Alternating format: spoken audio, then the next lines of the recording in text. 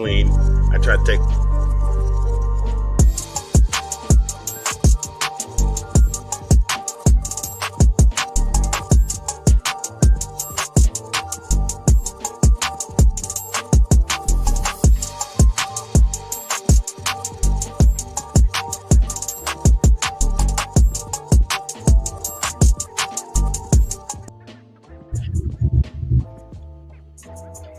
Good morning, my friends. We're all here. Happy Sunday, the last Sunday of 2024.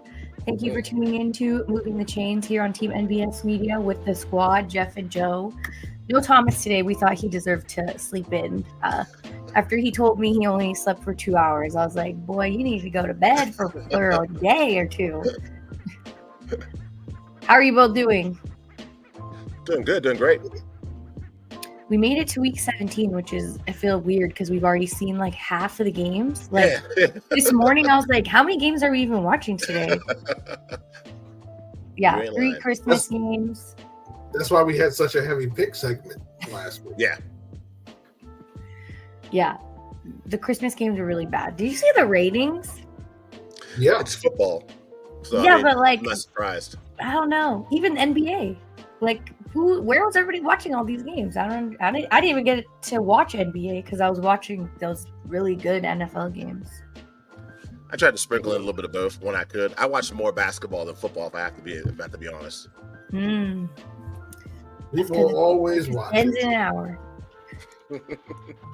Football is king, though, so I'm not too surprised. I was surprised by the Houston Texans doing only nothing but a safety. That was pretty horrible.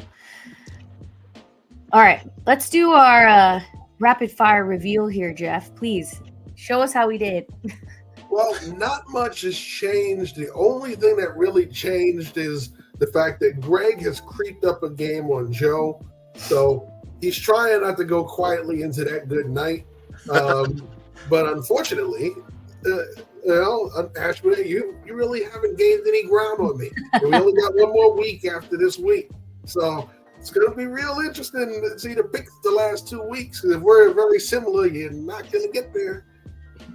I mean, if we're picking the same exact picks, if I stuck with my gut last week and picked the Raiders, you would have gained some ground. And the Cowboys. It's that Jeff peer pressure, man. You make your pick, you feel confident in it, and then Jeff starts talking and dropping facts, and you're like, you know what? I might be wrong. And then you end up being, you would have been right in the first. That happens to me too. It's cool. And yesterday I didn't pick the Bengals till like 30 minutes before kickoff. I should have just stuck with that. Like, it's too much. It's too much peer pressure because I'm trying to catch back up to myself. Yeah, tune Jeff out, man. Oh well. Happy late Boxing Day there, Greg. No more switching picks. Yeah. Sorry, Greg. You're right. It was a one-time thing, and we did it here with everyone and Thomas. Yeah. What was his record? I'd be curious to know. That's a good question. You have to go back to the film. He did around the same as us. You got an NFL stats guy. Got to go back to the film and gather. Yeah. I feel like he was around the same as us. Maybe next year we start tracking the guest picks. Yeah, for sure. Let them get off that easy. All right. Today we have a slim pickings, as I was saying, and we're only talking about the NFC because that's really where all the action is, especially after the Rams game last night. There's a lot of things that need to go well for somebody to fill in those 3 spots. So let's kick it off with the strangest matchup I think we're going to talk about because we haven't talked about the Panthers all season, and not because they are one of the worser teams in the league, but I mean, they didn't really give us much to talk about, but Bryce Young has been way better since he's returned. I think the entire 180 he's made, the way that this team is now clicking, it's giving you hope that the Panthers are going to figure it out and, you know, maybe look better in 2025. So the Bucs, on the other hand, I think last week they are disappointed after giving up a big L to a team that they should have beat. They had a nice hold in their division, and instead they're fighting to look for that 4th straight title. So I'm going to give Joe the Panthers side. Actually, both of you. I'd love to hear what do you like from Bryce Young? How do you think he's changed since we've seen him last year. There's been a crazy year, I think he's had, everything that's been going on. I just think he looks more confident. He looks more confident on the field, whether it's in the pocket, scrambling, decisive with his throws. I think that maybe the game slowed down for him a little bit, being on the sidelines, being able to see how Andy Dalton prepares and maybe seeing the game from a different perspective has helped him. And I also think they've been coaching him up. I mean, credit to their head coach. He was brought there as a quote-unquote offensive guru from the Tampa Bay Buccaneers. I think that's starting to pay off, and I'm just really happy to see that for Bryce. I mean, still the height is still an issue, but like a Doug Flutie, like a Drew Brees, you got to find those windows where you can fit the ball in and see receivers coming open. I just see it's been a really good improvement. It's a good feel-good story for him. This is a guy that people are making videos, is he a bust and what a waste of a draft pick. I mean, I'm not calling him elite as of yet, but much improved for sure. I definitely agree. What about you, Jeff? It's amazing what happens when you believe that you stick with a young quarterback, right? Remember we talked about them replacing him with Andy Dalton, and that was going to be the end of it? No, you give the young quarterback a chance to learn and grow. He's done that, right? He came into the season, he was overconfident, okay? Didn't believe that, he was touchable. He had that teachable moment, came back a way more studious, big word for people out there, okay? Understanding the game. All right. So I think what you're starting to see is the growth of a young quarterback. And we saw the same thing with Anthony Richardson. Had to get sat down for a minute to understand, hey, that you still have to learn. You are not all the way there. And both of these guys have ascended since their benching. So I think that's just another one of those teaching points we talk about with coaching to say, yeah, sometimes I do have to grab my young pup by the neck and pull him back and let him know you're not all the way there yet. There's still a lot more to learn. Come along with me, Grasshopper. These guys are doing just that. So I think that's the main thing. They're getting better at their reads. They're getting more confident in leading the team. And the team is getting more confident in them. Yeah, I think the way that he is on the field, even if he makes a mistake, he's got like that energy. He's like, it's okay, we'll bounce back. And he really means it. They are bouncing back. Before it was like, it could be another interception. The defense could give up another, big play or something, and that would really just discourage everyone. But I think now he's more selective with his mistakes, I would say, if that makes sense. They're not consistently occurring.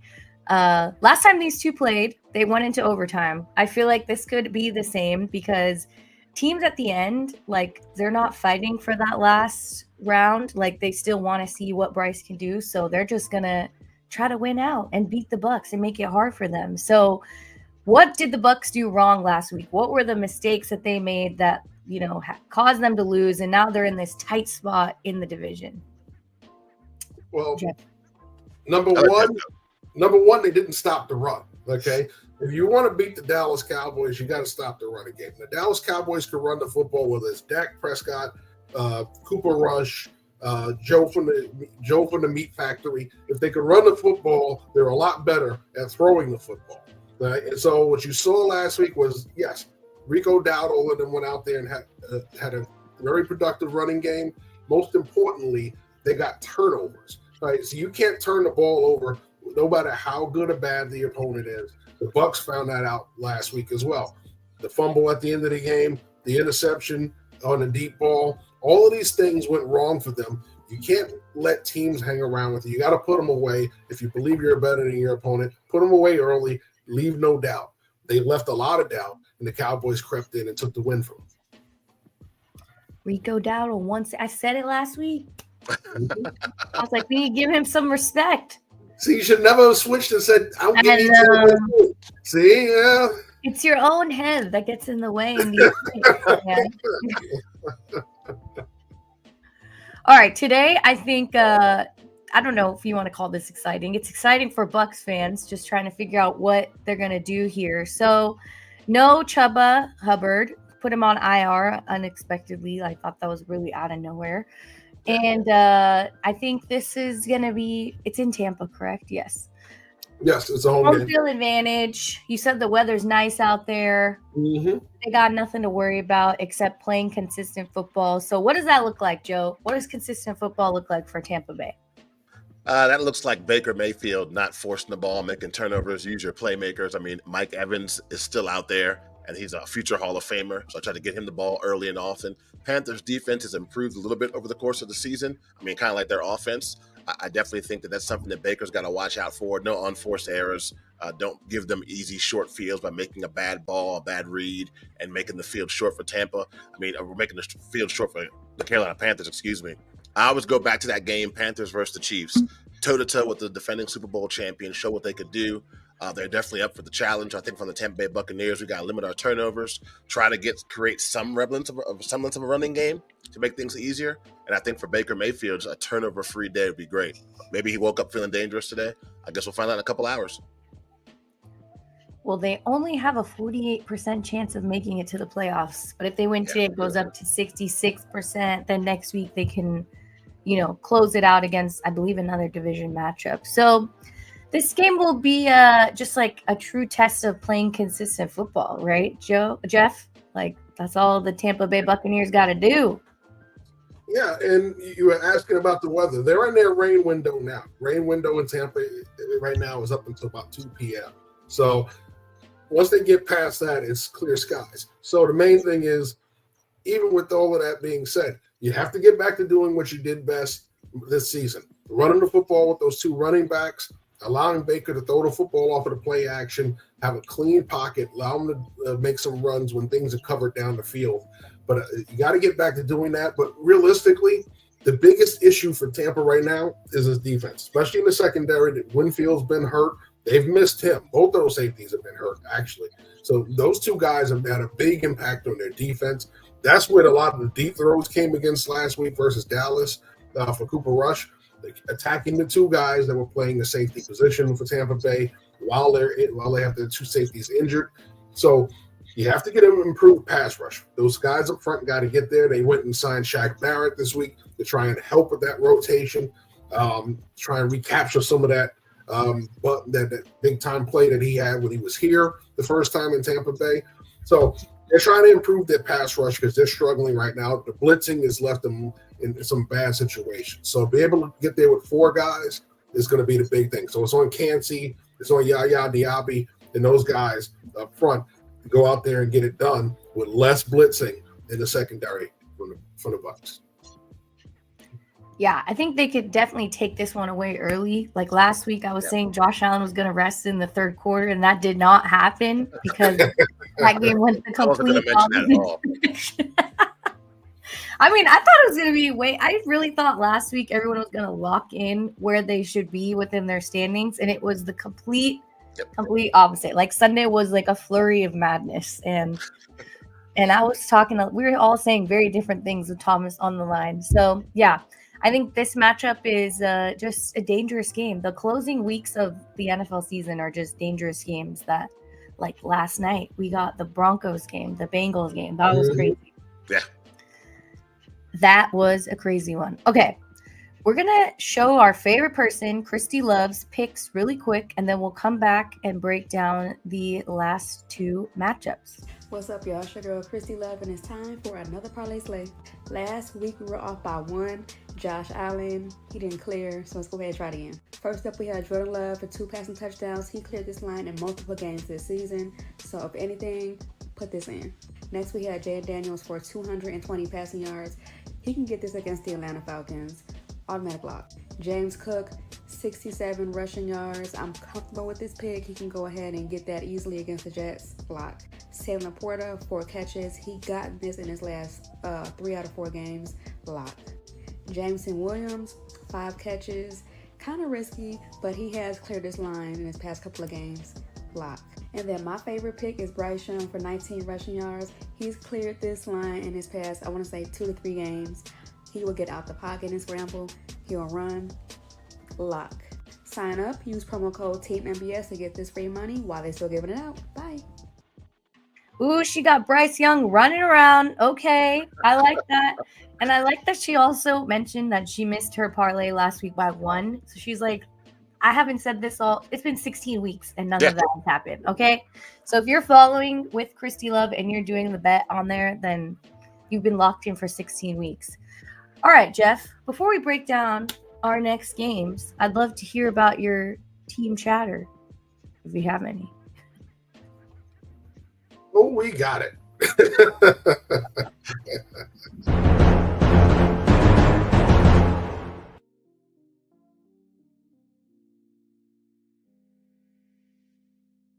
So we're going to start off with the playoff team of all playoff teams right now. The Philadelphia Eagles had a chance to wrap up the East last week. We saw what happened because plain and simple, Jalen really hurts right now. He's out with the concussion that he suffered last week. Kenny Pickett, guess what? He's hurt too, fighting a rib injury, but he's going to start today versus Dallas. Battle of backup quarterbacks in Philadelphia. Can he get it done for them today when he couldn't get it done against Washington last week? We're going to find out. But overall, it's going to be a battle. It's going to be a battle that they need a banged up Kenny Pickett to get it done for them. So speaking of which, let's talk about the team that they bumped out last week by losing. Yes, by losing. Not by winning, by losing. Let's talk about the end is here for your Cowboys playoff hopes. And guess what? The end is also here for CeeDee Lamb's season because he's now going to join the rest of the guys on IR for the final 2 games. So, yes, Dallas, you've lost your playoff chances, and now you lost your wide receiver 1-2 to go along with it. So, this has just been that year for Mike McCarthy. I still think he gets a deal out of it, despite the fact that he's played with a preseason roster most of the season. He's going to get to finish it with this preseason roster because that's all he's got left. Everybody's hurt, and I'm shocked that Jerry Jones doesn't end up on the IR list too. Okay, so moving on to our next group, and it's funny, we seem to be NFC East heavy today. We are. We have no choice, right? So it's been a really bad year for this NFC East team as well, right? So bad that the fans are writing the owner. But the owner actually responded. John Mara sends a letter to the fan that sends him a letter apologizing for how bad it is and promising, bigger things in 2025. We're going to make changes, he says. We're going to do all these grand things, except for signing Saquon Barkley like they should have done last year. Well, guess what? He was going out there this year saying, we're going to improve this team. Kudos to him for doing that. Kudos to him showing the personal touch and actually responding to the fan. But you know what? I'm not feeling good if I'm these guys because guess what? They may not be there for this so-called grand return in 2025. So kudos to John Mara, but boy, oh boy, if I'm these guys, I'm not sitting there pretty right now. I'm worried, all right? Last but not least, when you draft a rookie quarterback and you have a veteran quarterback, there's always the chance that for some reason that he gets outplayed. Well, guess what? J.J. McCarthy goes and gets hurt in the preseason. Everybody says, oh, Sam Darnold, the season is lost. And what do you have? Now you're sitting here with 2 games left in the regular season going, who's the man in 2025? Because guess what? Sam Darnold's a free agent. They have the ability to re-sign him and bring him back. J.J. McCarthy only had an MCL. So he could have come back this year. They decided to slow play it and wait for 2025 with him. Who's going to be the man in 2025? Do they bring back Darnold long-term and make him the starter and make McCarthy beat him out? Or do they just say, okay, JJ, sit back. It's Darnold's team until we're ready to bring you along as a starter? That is the big question going on in Minnesota right now. You're happy with the results you have with Sam Darnold, but does he come back to the purple in 2025? That is the big question right now in Minnesota. I think you keep that one up because I think that's the best topic we could talk about. Yeah, I want to hear your thoughts from the big Michigan man, Joe Cardozo. What are your thoughts here? I think you let JJ sit again. I mean, you see what Sam Darnold's done this season. I think I franchise tagged Darnold before the vultures come out from the rest of the league and offer him a big money deal. Let JJ sit back and learn again. I mean, Sam Darnold's proven himself a lot this season. Every time I think the other shoe's going to drop, it doesn't. His performance has been pretty good and solid this season. So I think you stick with the guy you know, which is Sam Darnold, and just let JJ continue to learn. That's what I would do if I was Minnesota. I mean, the results on the field have shown that Sam Darnold's capable of being a starting quarterback for this team. You still have the best receiver in the league on your squad, a really, really decent running game. I don't see the rush to get J.J. McCarthy under center. Yeah, I agree. But I want to hear Jeff. I'm not listening, though. I'm just hearing Jeff this time. Well, I'll tell you what. I'm going to be open to bringing Sam Darnold back at the right price. Okay? I'm not going to overpay to keep Sam Darnold for one reason. We've seen it 1,000,001 times. We've seen one-year wonders turn around, right? The guy has a great year. You sign him. Next, he's not the same guy after he gets that contract. I'm going to bring him back at a certain price tag that I am comfortable with. If it goes beyond that, I'm going to bring in another veteran to compete with McCarthy for next year. They obviously drafted J.J. McCarthy where they drafted him because they believe in him as the future. So you don't jettison that. If you can bring him along slower, great. But if you can, there'll be other veteran quarterbacks out there that you could possibly bring in here that can play for a year or two. If you want to give him more time, so be it.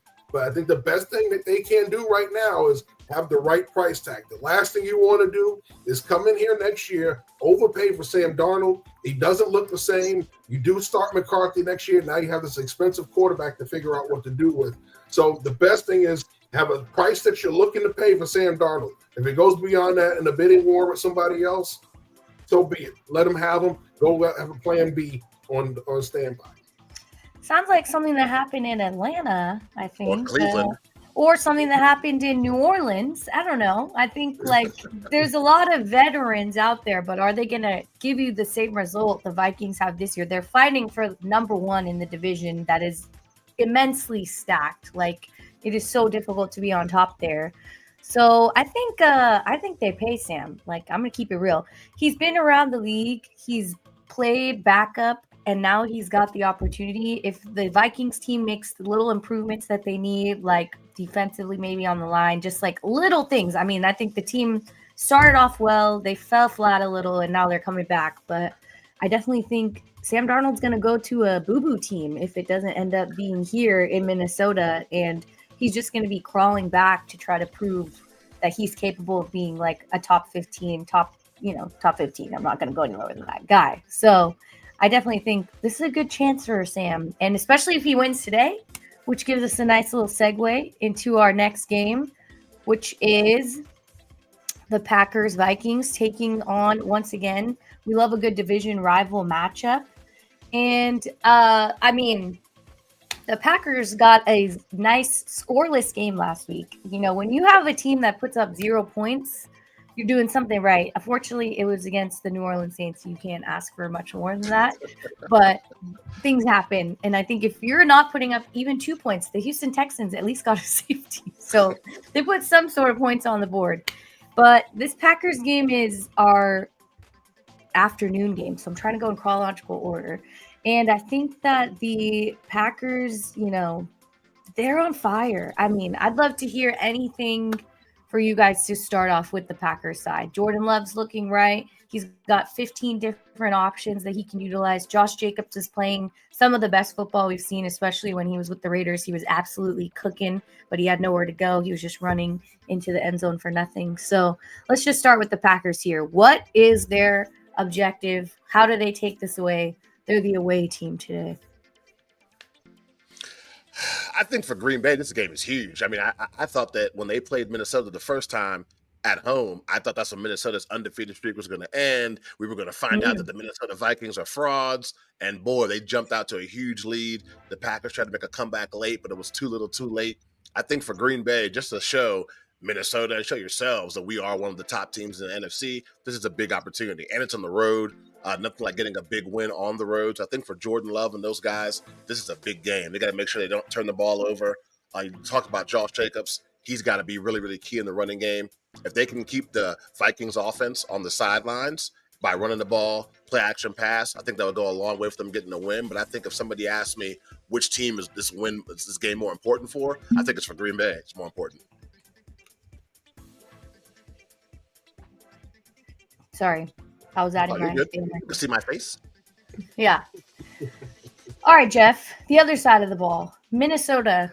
I mean, the beginning of the season, we were like, this team is electric. We just buffed up Sam Darnold as much as we have. I mean, actually, Jeff is a Sam Darnold stan. If you go back in time, he's been like, we have this in the bag, and nobody got the chance to see it. So I'm going to let you talk a little bit on the Viking side. They have the chance to take over the division. Absolutely lights out. Justin Jefferson finally gets a touchdown, right? Like, it looks like everything's coming together to close the season. So against a former foe they've seen like 129 times at this point. What is the Vikings defense going to do against all of those points Joe just made?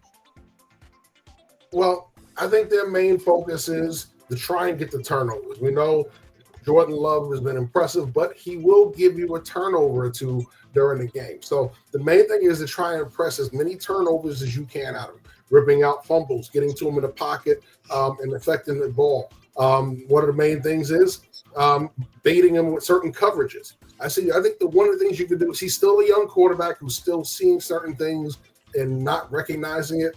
So if he'll force some throws in the coverage, you got to take advantage of those opportunities. The main thing, though, for this Viking team, if they want to win this game, the offense has to be consistent and continue to score. Green Bay's defense has let them down time and time again this season. You cannot go out there and get into a rut versus this Green Bay team. That's where they're going to beat you. So you have to go out there, press this team for 4 quarters defensively, and make sure that they're going to go out there and break. That's one thing that's hurt them too many times. It hurt them against Detroit. It hurt them against Minnesota the first time around. You've got to come out there. You've got to press this Green Bay defense. So this offense, running the football, being highly efficient on third down and in the red zone, those factors are what's going to get them to win today. Well, one thing Jordan Love is good at is not getting sacked. He does not get on the ground much, and I think that is something the Vikings defense should try to look for, try to take advantage of, and maybe sack him a couple more times. Sam Darnold on the other side, he has been sacked 8.89% of the time on his dropbacks. So I feel like this is something that is a trend he may need to improve going into the playoffs, and just looking out for getting the ball out quicker, maybe changing up everything that needs to avoid that for him. So he's one of 3 QBs to be sacked 4 or more times in a 6+ game this season. So Sam Darnold's it looks that way though. He's a bigger guy. He's been in the league a long time. He knows what's up. He knows he's going to get down on the field plenty of times. I'm very excited for this game. I don't know about you guys. I'm excited to hear who our rapid fire are. Yeah. Yeah, with Darnold, though, the reason why he's getting sacked at the rate he is, he's less elusive than Love. And here's a guy who usually, when he got sacked, did have an issue with fumbling the football. He seems to have corrected that for the most part this season. When he's gotten sacked, he's done a better job protecting the football. He's had a little bit better pocket presence, but he's not the most elusive in the pocket. He can break the pocket and get out and do some things, but he's not the most consistent with it. So you're going to see a higher sack total with him than Jordan Love, who's one of those guys who can get out of sacks and do more of those things that Sam Darnold just is never really great at. One of the main things he's done, though, he hasn't turned the ball over a lot when he's gotten sacked. That's something that plagued him at USC. It's something that plagued him with the Jets, with the Panthers, and even that small stint with the Niners, he did have a couple of fumbles. All right, what is the Achilles heel for the Minnesota Vikings in this matchup? And I think going forward, I feel like every game is going to feel like playing your division rival at this point. For me, it's getting behind early. Their best success comes from having an early lead or going toe-to-toe for a quarter or two before pulling away. When they're behind early and they're forced to press, that's when those mistakes come. So the main thing is, do not get behind early. Do not let them go out there and outscore you at a 10-3, a 13-3 kind of clip, or a 14-7 where you got to keep going back and forth. They're not built for that long term, right? They can do that once in a while, but not consistently on a weekly basis. Their main thing is go out there, get a lead, let their defense play their best, running the football and playing off of the play action, not having to throw the ball 40 times. That is not what the Minnesota Vikings are built for with Sam Darnold at the center. So the main thing is to go out there, play even or play ahead. Don't fall behind early. Yeah, I mean, I think for me, if somebody asked me what's the biggest weakness for the Vikings, I'd have to say offensive line because of the pass protection. I would just say that you can blame it on Darnold and say not as mobile. Does he hold on to the ball a little too much sometimes? Maybe. But I would say the offensive line and pass protection. Obviously, I'm not going to say that when it comes to the run game because the run game has been one of the best in the league. But I'd say one of their Achilles heels is pass protection for sure. Well, you stole the one that I wasn't going to give you. I was going to ask you what the Packers' Achilles heel was. So now you get to back-to-back. It's a good one. I would say for the Packers, it's just untimely. Not that there's ever a good time to do this, but untimely turnovers. I think because he's a young quarterback, you're going up against one of the mad scientists on the defensive side of the ball, and Brian Flores. I think if I'm Jordan Love, I've got to accept the challenge of going up against this great DC, but I also can't force balls that aren't there. Plays that are not going to be made unless it's some kind of spectacular catch. Just tuck it and run or take the sack and live to play another down. So I think the Achilles heel for the Packers is just forcing the ball and having turnovers in bad situations. I've seen games where they're driving the ball down the field. They're a couple plays away from scoring. He throws some kind of pass he should have never thrown before. It's picked off, or they fumble the ball, or it's dropped. I just think untimely turnovers is the big Achilles heel for the Packers. Don't force it. Yeah, we've seen Jordan Love throw a bomb. Christian Watson in the end zone, everybody's freaking out, and then right after that, it's an interception for 3rd and 5. Like, come on, those are the things that he definitely needs to clean up. So Watson's out today, right? Yeah, Watson's not playing today. Okay, sorry. I was just saying. No, I'm just checking. Fantasy, man. Oh, you could be right. Is he? I really don't know. I haven't played him since ever because he's terrible in the fantasy land. Jeff, if you want to bring up an Achilles heel for the Packers, you can do so, but I think Joe's itching to talk about his own team. Well, I'll make it really brief. And like I said, it's this defense. They've got to get off the field on 3rd down. They've got to get stops in the red zone. If they can't do that, they have no chance of beating Minnesota. You got to go out there and stop this offense from putting up 7. You got to get them off the field in as far as getting them off the field on 3rd down and preventing them from having long drives. That's the main thing for them to beat Minnesota. They can give up a big play or two. That's not going to kill them. It's the large amount of points are going to come off of longer drives and not settling for field goals or punts. They've got to get them off the field. If they don't do that, they're not going to win. Yeah, you're right. Okay. You're right. He is out. I didn't even know. I wasn't even going to play him because I'm already down so bad. It doesn't even matter. The no CD is a big deal for me. So that'll take us right into the Cowboys. Oh, wrong one. Sorry. Wait, is that what we're talking about? Falcons Commanders? Oh, yeah, sorry. I made the wrong one. Okay, whatever. Respect to the Commanders. Wow. I know. Sorry. And that's my favorite. Sorry. I was like, I don't have a Michael Penix picture here. Where is he? Okay, that was my bad. We're going to talk about the Commanders and Falcons game. Michael Penix just got engaged. He won last week. He's riding on a high. And the Falcons are looking for a big win in this game. And we saw the Commanders do the exact thing. So first I want to hear, Joe, please walk me through last week, your emotions, everything. I need to know how you were doing. I was doing really, really bad, and I was doing really good. I mean, it was just a roller coaster, like you said, from the Brian Robinson fumbling the ball every other second to us getting Jalen Hurts out the game. Okay, this might be an easy win. No, it's not. Saquon doing whatever he wants to do, wherever he wants, however he wants to do it. Second half, I thought the defense improved. Obviously, it was easier because you just keyed on Saquon Barkley, but a lot of teams say that and still can't accomplish it. So I think the defense did a really good job. And then Jaden Daniels is just Jaden Daniels. I mean, the kid's just calm, cool, collected. Talking to a lot of my friends who are obviously Commander fans. Yeah, RG3 was spectacular. The big explosive plays, long runs. Something's just different about this Jaden Daniels kid. I mean, maybe for me, it's because he can really, really throw the ball in the pocket. He doesn't have to always scramble and make all the running plays. He can hurt you a lot with his arm. And each week, he's only getting better. So I think that's my biggest thing that makes me excited about the Commanders' future and this game. It's going to be a big one. The thing about the Falcons, a ton of weapons on offense. I think the fact that we're playing at home, it's prime time. We know what's in the line. Hopefully that will give the Commanders the juice to get off to a better start so we're not falling behind quickly.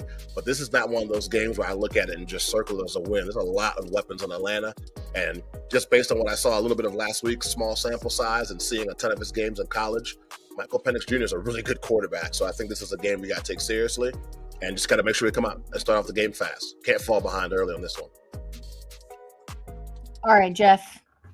What are your thoughts on Michael Penix last week? It was against the Giants. It's like I said, the sample size is small. The matchups are not, ideal. But this was his first start, and I'm curious to hear what you thought, especially when we were doing our draft show earlier this year. We all had great things to say, and we wanted him to get that starting spot. So he was efficient in his first game, and that's all they really needed. They were playing a team that was down.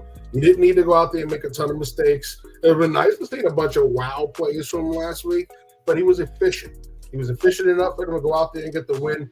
Having 2 pick sixes helps boost the stat line a bit as far as the scoreboard. But at the end of the day, you needed him to be efficient. You needed to let the game come to him. And he didn't make too many mistakes. He didn't get the first touchdown pass. He threw his first interception. But overall, he played efficient enough for them to get the win. It's going to take a little bit more this week versus Washington. He's got to play a lot cleaner. He's got to continue to be efficient, but he's got to be a lot more productive in key situations. Third downs, in the red zone, those situations he's got to be highly, highly productive in order to beat Washington today. So you're looking for a jump today in performance. He could play down here versus the Giants and get away with it. Today he's got to raise the bar because the guy that was drafted ahead of him was playing high. Yeah, Jaden Daniels is so calm. Like, I loved how you said that, Joe. That was like, it's like down to the wire. And he's like, I'm still going to throw this ball down the field. Like, it's going to be okay. I feel like that is some composure that we have not seen with a rookie in a very long time. And I mean, I'm rooting for him to win Rookie of the Year. I think it's like highly deserved. A Hail Mary, beating the top team in your division. Like, the list goes on for how spectacular he has been. The Falcons, on the other hand, their defense hasn't been that great. I mean, I think this is both defenses, we can agree, are not like at the top of the NFL that you're going to talk about making great plays. This is a time when the Commanders defense really needs to do so. So going against Michael Penix, who is a little fluky, I think. I'm curious to hear what you think the Commanders' strength is in this matchup. It's got to be the pass rush, man. I mean, the return of Jonathan Allen comes back today, of course, having not played since, I think, week 6. I'm not expecting to play a ton, but still, he's going to be a factor. Even if you get him out there at a pitch count, he's still a guy that can collapse the pocket, can help you in the run game. I think we got to make him very uncomfortable, get him off his spot. I mean, we talked about last week how he's a left-handed quarterback, not a lot of lefties in the NFL. He also has a lightning quick release in the small sample size I saw. But I think if we can get the pass rush and make him uncomfortable, that'll make for a long day for Atlanta. Because I can't stress enough, a lot of weapons on this team, from Moody to Drake London to Bijan Robinson, even Kyle Pitts, the fantasy killer. They got some weapons here in Atlanta that can cause some damage if you don't watch these guys carefully. So I think for the Commanders, we got to establish a pass rush. All right, other side of the ball, Jeff. Falcons do have a lot of weapons. I think running the ball is crucial today. I think Bijan has a big game, but in the case Michael Penix is down bad, he needs to air the ball out. What are some things he needs to be aware of and not cause mistakes that we've obviously seen rookies or tend to do? Well, the first thing he can't do is hold the ball too long. We've seen Washington can get after the quarterback with their pass rush. So this is a case of you want to throw on schedule. If you're breaking a pocket, you're either looking to throw it away or you have somebody who's breaking open coming back to you. Otherwise, you don't want to hold the ball too long versus this team. They can hurt you from the pocket, and even if you get outside of the pocket, they're very athletic up front. Frankie Louvu's playing great right now defensively, so he's causing problems for a lot of people, not just in the running game, but also as far as in the passing game with his ability to rush the passer on blitzes. So you're seeing Washington getting a lot more athletic and a lot more productive up front rushing the passer. That's got to be something he's got to think about first and foremost, throwing on schedule, making sure he's not being reckless with the football. I'm excited to hear who we pick for this game because I think this is going to be like a high-flying, balls flying everywhere kind of game. They're playing in Washington, correct? Yeah. In Washington, and Washington clinches a playoff berth. Yes. Yeah, exactly. All burgundy uniforms today. I wanted the all black, but they decided to go all burgundy. It's cool. I think that's better. It's like the home field momentum, right? It's like your true colors. Yeah. I don't know. What do I know? I haven't watched winning football in a while. The life of a Raiders fan. You do a vlog on that one. I'm always wearing black here. Can't you tell? No, I'm just kidding. It's okay. I'm really okay with it. I'm actually surprised. I was going to ask you guys this. Last week they won, right? And everybody was saying that they were supposed to lose out in order to get Shador. And Antonio Pierce is like, if you guys want to lose, talk to the, executive team. So I want to hear your thoughts. Obviously, and then we'll go into our rapid fire picks, of course. what are your thoughts on that? I mean, I know Antonio Pierce has to say, like, we're not going to just lose, dude. Like, we're professional athletes. We can't just sit here and lose football games. So what are your thoughts on that, Jeff? I'm going to channel my inner Herm Edwards. You play to win the game. All right. Mm-hmm. Listen, nobody wants to see a team go out there and lay an egg. All right. Let's be realistic. First of all, the NFL doesn't want to see that because they're all about ratings. But your guys, when you're in this situation as coaches, as players, you're out there playing for your career. Like if you're putting bad film out there and you're going into free agency, you're not going to get paid. If you're a coach who's coaching for his job, nobody's going to hire you if they see you mailing it in now.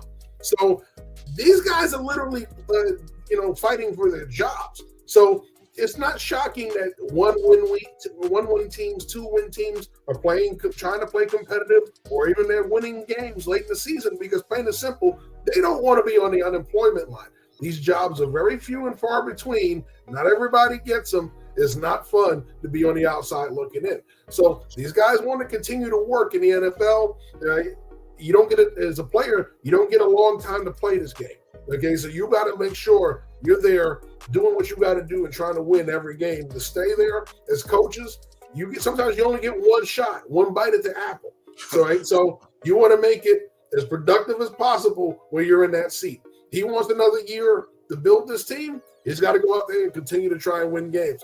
I know people want high draft picks and all that stuff. We can get this quarterback.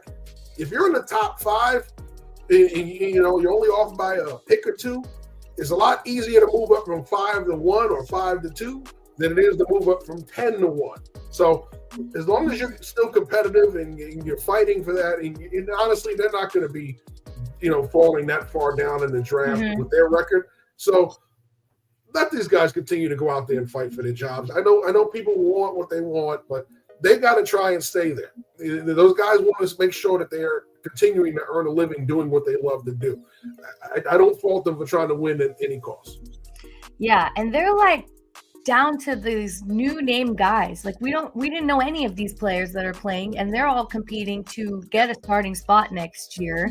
So like Abdullah, we don't have Josh. Yeah, he's been around forever. He's been one of those guys that's yeah, sure. But I mean, now he's finally getting the shining light like you're talking about. So I think the answer from Antonio Pierce was one that I enjoyed, but I also said I didn't want to get Shedeur. So that's just my personal preference. But Joe, love to hear your thoughts as well on this whole thing.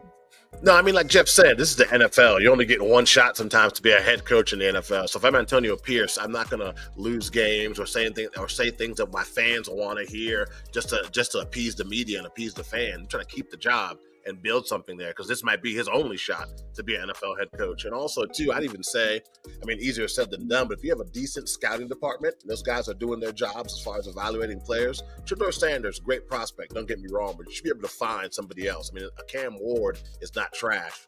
So if your scouting department's doing what they're supposed to be doing, okay, we're not going to get the number 1 pick. We're going to get 2 or 3. Okay, who else is out there? Out of the other 4 or 5 quarterbacks that are in this draft class, who fits our team, who fits our scheme and our culture? You should be able to figure that out. If you're not, then you're in the wrong business and you find somebody else. But I think the worst thing he could have said was like, "Oh, I apologize for winning."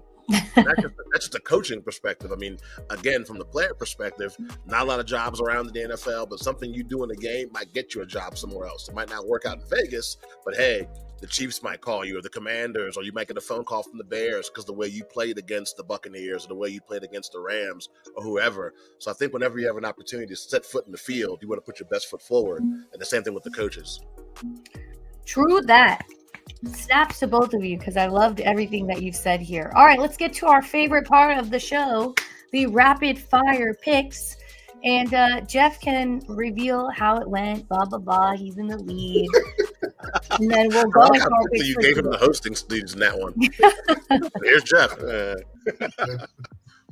Well, some things change, some things remain the same. The standings remain the same, but there was a little tightening up at the back end of that. But for the most part, we are where we were last week, and time is ticking on this.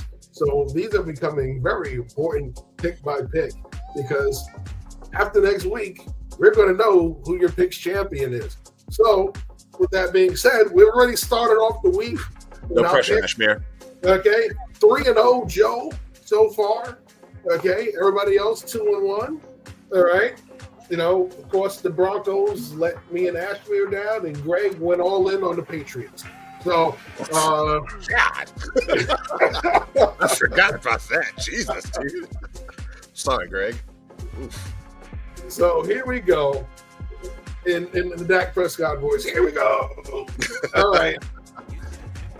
Dallas at Philadelphia. Philadelphia, once again, with the chance to wrap up the division nice and tight. It's going to take a Pickett chance because Mr. Pickett is going to be starting with some banged up ribs versus a beat up, banged up, and beaten down Cowboy team. I mean, we're all taking Philly. Your segue to that game made me feel like it was a funeral. Beaten down, battered, giving up. Are we all taking Philly there, Ashmere? Oh, this guy. Come on, bro. Well, last week I should have picked Dallas, and that would have been my last one. So I'm sticking with Philly. Okay. Yeah, same thing. I'm going to Eagles. Whether it's A.J. Brown or Saquon Barkley, someone is scoring multiple touchdowns today. I agree with you. Somebody is scoring multiple touchdowns today, but doesn't get it done. I think Dallas pulls it off because Kenny Pickett is starting. If it was Jalen Hurts, I think Jalen Hurts wraps it up in a bow. But I think we saw something last week that they are very scared when Kenny Pickett is under center. They play very scared, and they could have wrapped that game up. They really indeed believed in Kenny Pickett attacking defenses. They played very conservative. That plays into Dallas's hands. I think Dallas gets it done, even with no CeeDee Lamb. Here we go on to Carolina and Tampa Bay.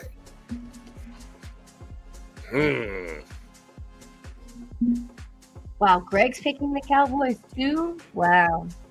After his Patriots pick, I don't want to hear nothing from Greg.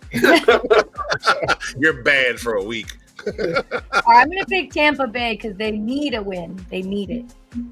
So we got 2 for Tampa. Joe's pondering. Listen, I think Tampa gets it done today, and they're hoping that puts pressure on Atlanta to fall to Washington. So I'm going to go Tampa on this one. Now, we went all in on Tampa versus Dallas, and they let us down. So Joe could be the guy that says, we're going to break the unanimous curse and go Carolina on this, or he can join in on the fun on Tampa. I mean, I'll go Tampa Bay. I'll go Tampa Bay because I got a slim lead against Greg. I need to make some sound decisions here. Yeah. I like Bryce Young. I don't like Bryce Young that much. Okay. Indianapolis and New York Giants. This is so ugly.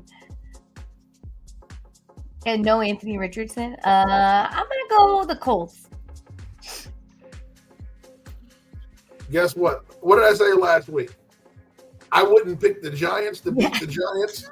Yeah, you did. It's be a new shirt. You should write that to the owner. Hey, John, I wouldn't pick the Giants. Yeah, I got to go Colts. Come on. The Giants burned me with my back-to-back picks I had a couple weeks ago. Never again.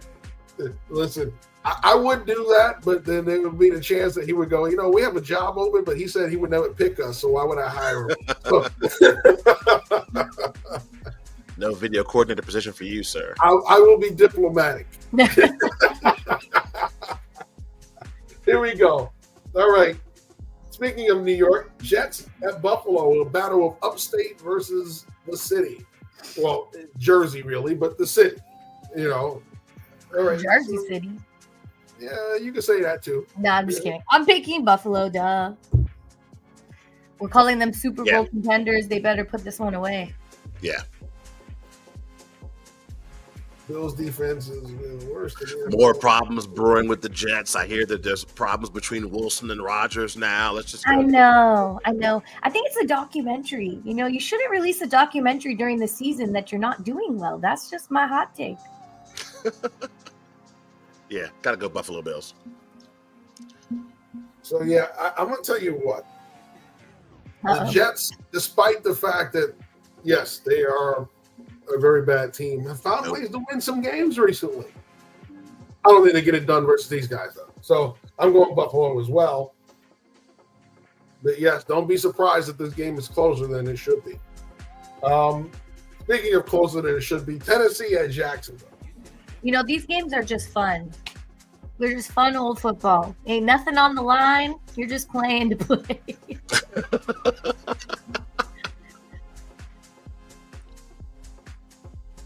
Man, this is bad. I don't even know. I'm going to listen. I picked the Jaguars, and boy, oh boy, did they give me a real last week. But you know what? I am not impressed by Tennessee either. Yeah. And either one of these teams could pull this off. I'm going to lean on the more talented team that is the Jaguars. I don't know if they get it done though. But nevertheless, I'm gonna hitch my wagon to it one more time. Yeah, I'm going Jacksonville as well. I'm just going because they're at home. That's my excuse. Maybe the 10 fans in the stands will give them some energy. Well, it's the perfect one. It's the perfect time for the hot tub because it's not exactly the warmest. It's usually there. So they got that hot tub in the stadium. Maybe that'll be more fun than the actual game. So we'll see. Jaguars at home for Greg. Hold on you, Ashmere. I know. I feel like the Jaguars didn't do well against the Raiders, but Mason Rudolph wasn't too bad himself. So I guess I'll go with Tennessee. Lone Wolf. Lone Wolf of the Sunday. It feels crazy, but of the Sundays, she's gonna lone wolf. There he is. There's Snagglepuss. He's alone. Raiders. Raiders. Is that official? I'm putting that for real. Okay. All right. Okay. Man, I don't know.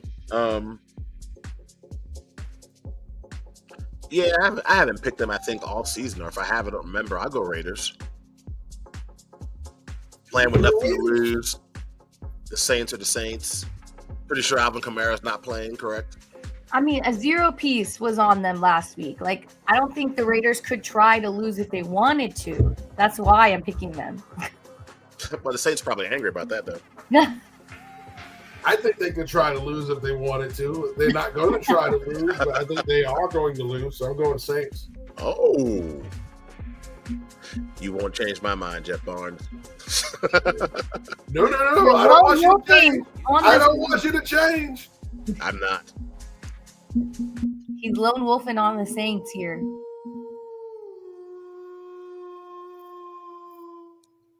It does sound like a dehydrated, malnutrition wolf. All right. In the woods. So Miami.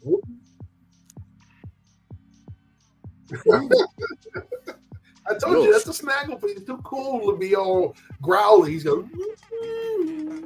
He had the bow tie on and everything. Yeah. Miami needs to win, but they're banged up.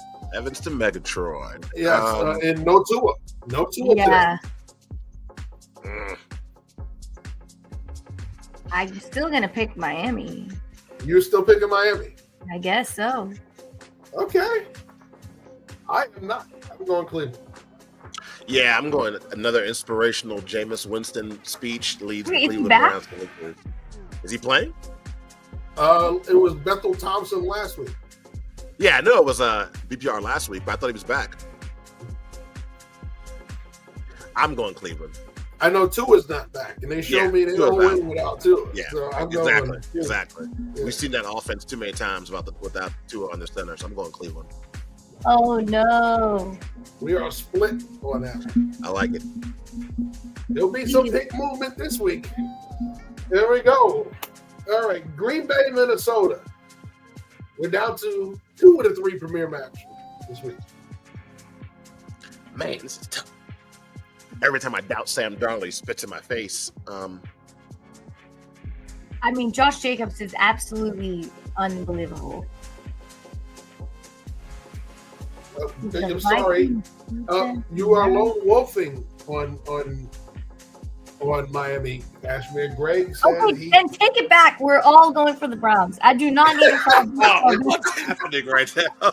You all saw it. You're all here. A whole whatever number of you. I'm switching to the Browns. Thank you. Goodbye. Now we're moving on. All right, so now back to the matchup here. Y'all still seem like y'all are in thought. So I'll tell you mine. Skull. Let's go. As much as it pains me to say this, I'm going to go Minnesota. I think they know that they have the chance to make a point here. So that's why I'm picking the Vikings. If they don't beat the Packers, then playoffs are going to be like, there's a lot of weak points in here. So I'll go Skull as well. So Greg's got the lone wolf. Greg. On Green Bay. That's a good lone wolf, okay? Here we go. The big matchup for you. All right. Falcons and Commanders. And Jaden Daniels, we trust. Let's go. I just got an alert saying that the Commanders game is the most popular spread bet. Heard that. Somebody tell Christy Love. With the alert sign. So they're like, watch out. It's a trap. Listen, I think Washington wraps up their playoff future tonight. Wait, I'm picking Commanders. Sorry, I'm taking too long. No problem. I'm reading the spread here.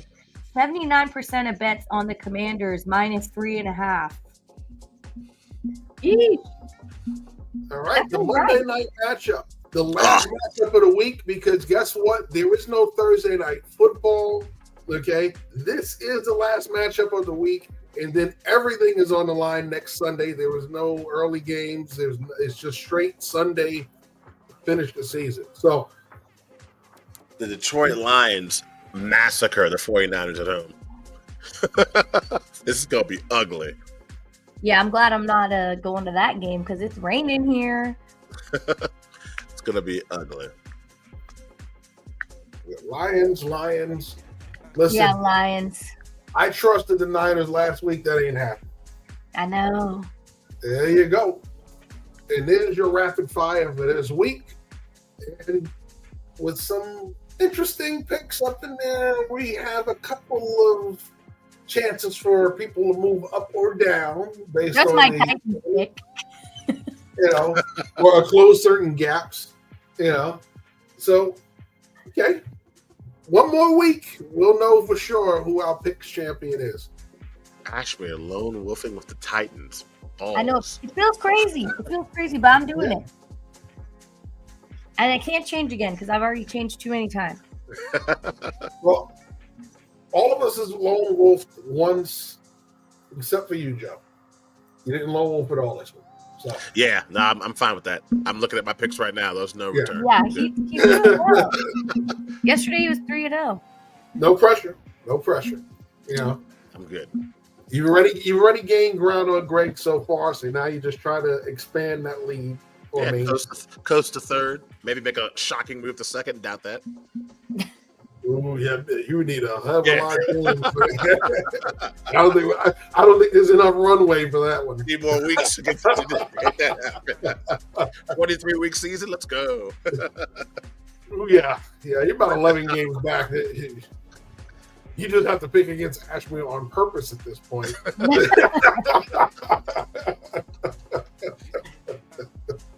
All right, my friends, as always, it's been a pleasure. We talked a lot of game today. I'm excited. Go Commanders. And for everyone tuning in, thank you for watching. We appreciate all the support.